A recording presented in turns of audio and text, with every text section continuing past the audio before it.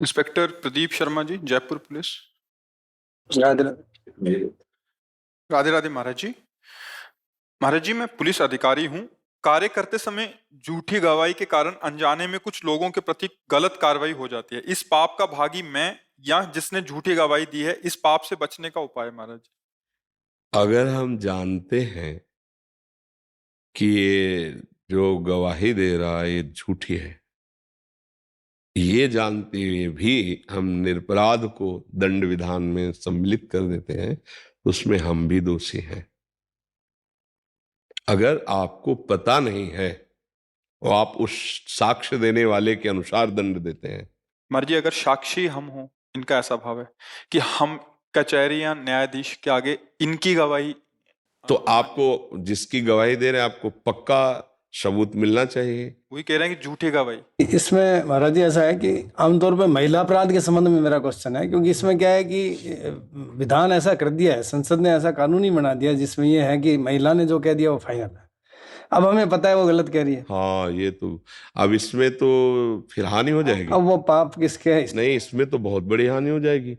मान लो अपनी वो किसी जलन को पूर्ति करने के लिए किसी के लिए कुछ भी बोल दे और उसको हम सपोर्ट करके दंड दिला दे तो बेचारा निरपराध मारा जाएगा ना। तो हाँ, तो वैसे फिर मतलब कहीं ना कहीं तो हमको लौट करके इस विषय में देखना चाहिए। क्या ऐसा कानून बन चुका है? हमें तो पता नहीं कि मतलब जो बोले सो ब्रह्म वाक्य। नहीं, पर उसमें कई नहीं, इसमें इतनी तो ऐसा कानून तो मुझे नहीं लगता कि जो बोले सो ब्रह्म वाक्य, उसकी जानकारी करनी चाहिए। नहीं, ऐसा दुरुपयोग हो जाएगा। क्यों? कानून ऐसा है महाराज जी, आरोप लगा दिया महिला ने, अब सिद्ध करने की जिम्मेदारी सामने वाले पक्ष की होती है।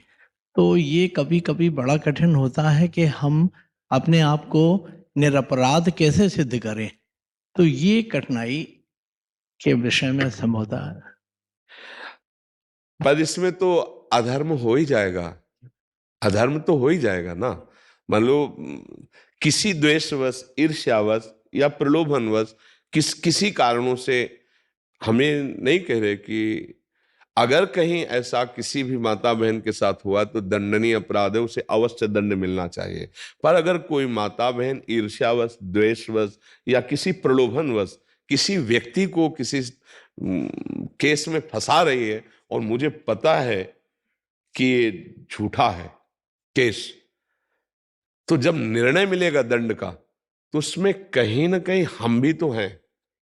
नहीं, कानून में लिखा हुआ है ये कि ऐसी स्थिति में जब महिला और पुरुष की बात में से किसकी बात को मानना है तो महिला की बात को मानना है, कानून में है। हाँ, कानून तो महिला अगर उसको झूठे फंसा रही, उसको दंड दिलाना चाहती है, तो अब उसमें फिर आप क्या कर सकते हैं? उसमें अब आप जानते हैं, लेकिन अब मुझे तो ये बात थोड़ा कम समझ में आ रही है। निर्भया कांड के बाद ये कानून में अमेंडमेंट कर दिया था।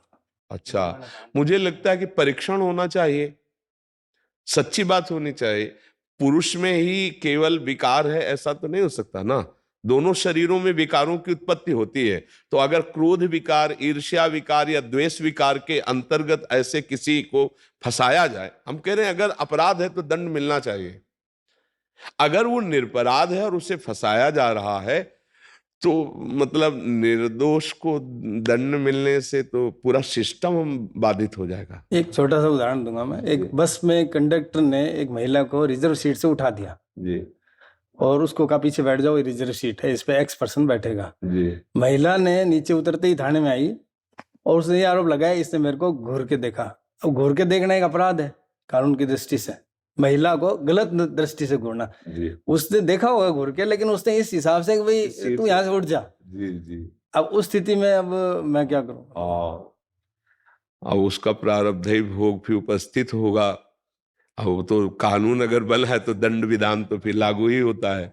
ऐसी स्थिति हमारा हम कहाँ खड़े हैं उस स्थिति में, मैं ये जानना चाह रहा था। नहीं, कानून के अंतर्गत आप एक कानून के सेवक हैं तो आपको कानून के अनुसार ही चलना होगा। हाँ, फिर इसीलिए बहुत सावधानी वर्णन की गई। नहीं, फिर राजा को भी नर्क मिलता है, ये भी ध्यान रखना। राजा को भी स्वर्ग और परम पद की प्राप्ति प्रजा से ही होती है और राजा को भी नर्क और दुर्गति की प्राप्ति प्रजा से ही होती है। यदि ऐसा कानून, ऐसी व्यवस्था बन जाए जिससे बिना किसी पर्दे के खुला न्याय हो, तो ठीक है। अगर कहीं पक्ष और पर्दा रख दिया गया और निर्दोष मारा गया, निर्दोष, तो ये पूरा सिस्टम पर लदेगा, जाके पूरे सिस्टम पर जाएगा, क्योंकि अब उसके कई पावे हैं। वो पूरा अधर्म जहां होगा, तो देखो आपको बता देते हैं कि भीष्म पितामह जैसा धर्मात्मा कभी युगों में पैदा होता है, लेकिन अधर्म के पक्ष में खड़े थे। युधिष्ठिर महाराज के विपरीत सामने, और पक्ष अधर्म का था, पूरा पता था। भीष्म जी को पूरा पता था कि पक्ष अधर्म का है, खुली नेत्रों से देखा था छलिया शकुनी कैसे छल कर रहा है, धृतराष्ट्र की कैसे बुद्धि भ्रष्ट होकर के आदेश कर रही, पूरा सब पता था। एक कुल वधू को कैसे प्रताड़ित किया जा रहा, पूरा सब पता था। परिणामता 6 महीना बाणों की सैया पर पड़े महाराज। द्रोणाचार्य जी गुरु, शास्त्र के ज्ञाता, धनुर्वेद के ज्ञाता, पांडित्य के महान प्रकांड विद्वान, काट के फेंक दिए गए। कारण अधर्म के पक्ष में थे।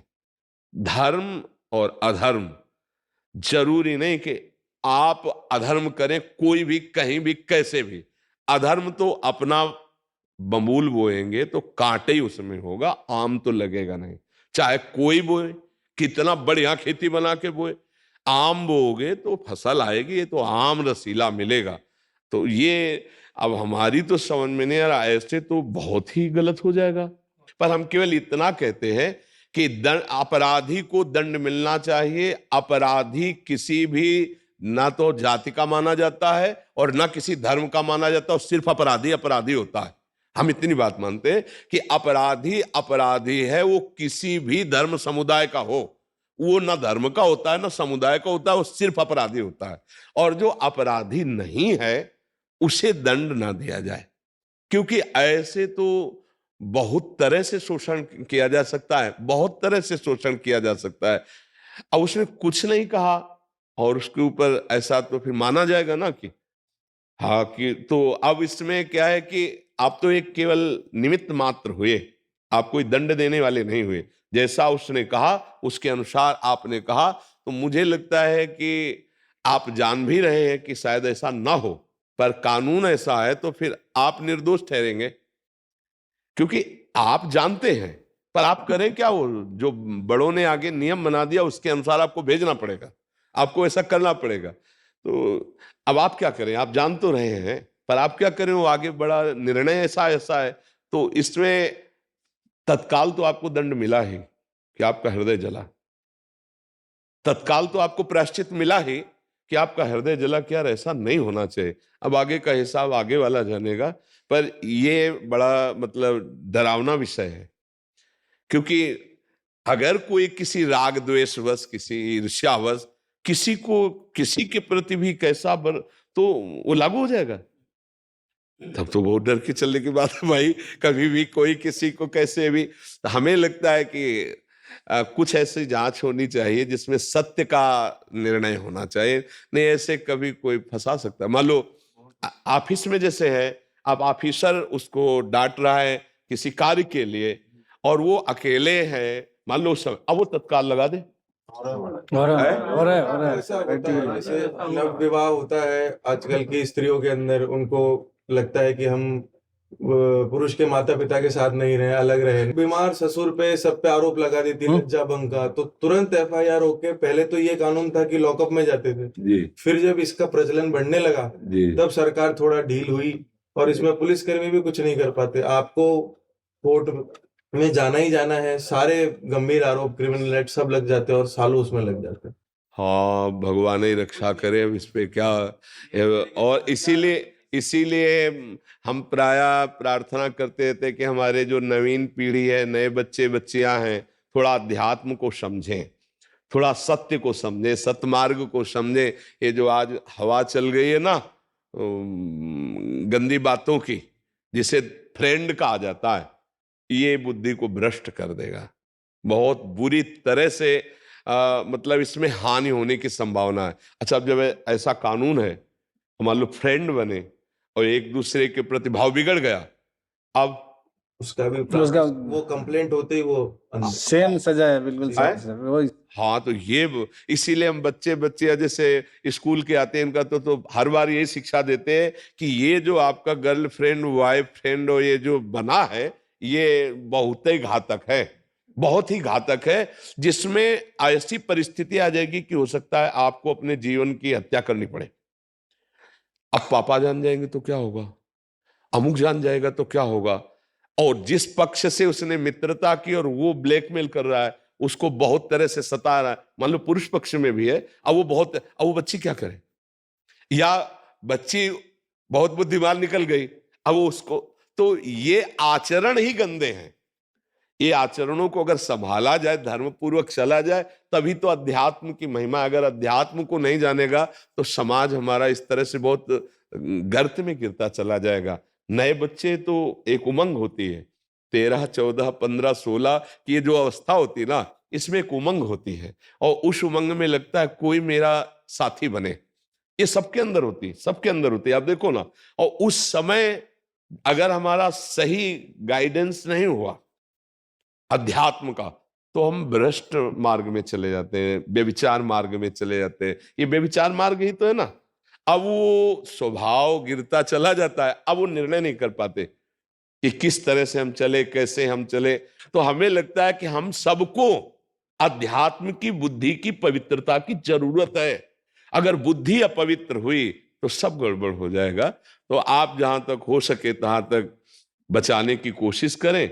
फिर कानून के अंतर्गत आप भी हैं, हम भी हैं, सब कानून के अंतर्गत है, फिर अब उसका भी कोई प्रारब्ध ही होगा।